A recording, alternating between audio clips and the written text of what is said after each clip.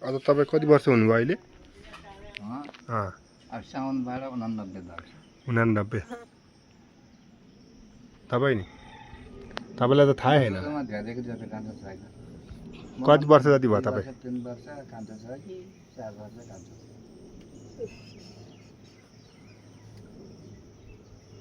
सेमे डाँडाको ढुकुर कर्मी भन्छ नि। ऊ 90 सालको हामीलाई जेठो छ। अझ नि तगडै छैन बुढा? तगडै बाख्राकोटा लाभे हुन्छ अरे स्याउला बोल्छ अरे भन्थे। हो र? उसलाई फेरि रोग छैन क्या, औषधि खानु परेको छैन। म त रुखबाट लडेँ, भिर्छ मात्रै थाम्बन्दा ठुल्ठुलो भएको रोग पछि 3 बेला चिउरी रुखबाट लडेँ। फेरि उहाँ यहाँ दसैँ ढुङ्गा थियो चिउरीको 18 रात 5 बेला गर्दाखेरि त्यो ढुङ्गा बजाएर म मर्थेँ नि। भगवान्ले हात थाप्दै जोगाइदियो क्या। त्यहाँ बाँचेँ।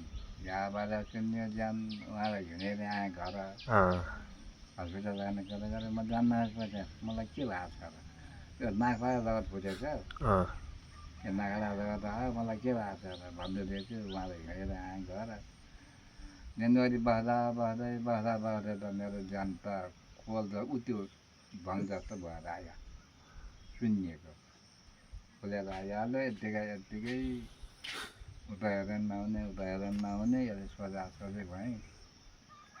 अनि बिर्सी अस्पताल भयो त अनि बेला मलाई भोलिपल्ट लाग्यो। भारी कान्छो आएर गाली गर्यो। तिमीलाई आदान गर्दाखेरि गाली गर्यो।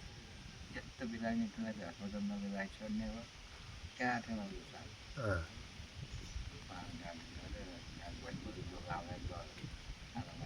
यत्तिकै अलिने जग्गा आफूलाई चलाउन भएको छैन। हिँड्ने बरु म भाषण लाग्यो। बल्ल आधा घन्टा ल्याएर बिसायो। अनि त्यहाँबाट गाडीमा लगेँ त।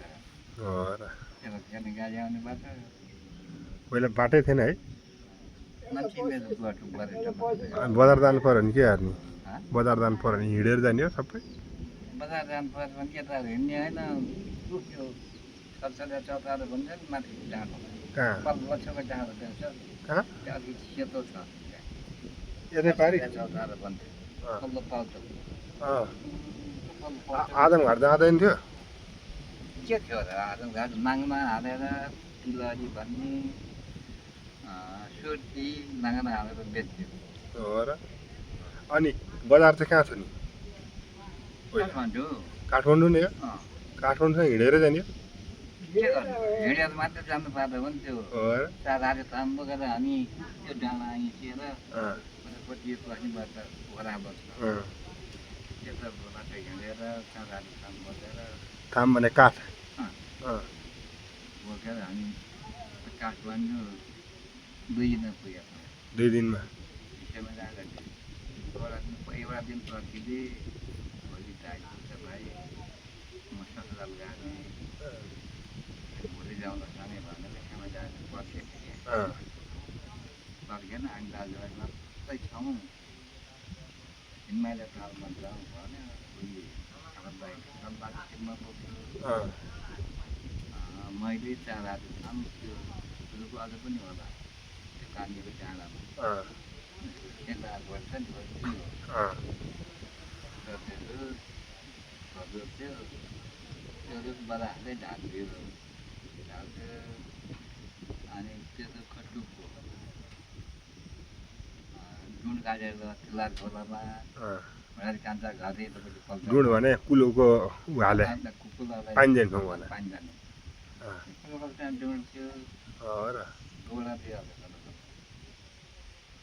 त्यहाँबाट गयौँ के अरे त्यो रुखको डुँड हुने काटेर लग्यो। अरू उसले लगायो यस्तो काठको के वनको के दिएको। हाम्रो बाउले थाम काटे चारहारे त्यसको टुक्को 7औँ करङ 10औँमा आङ भएको। आङ काटेर मैले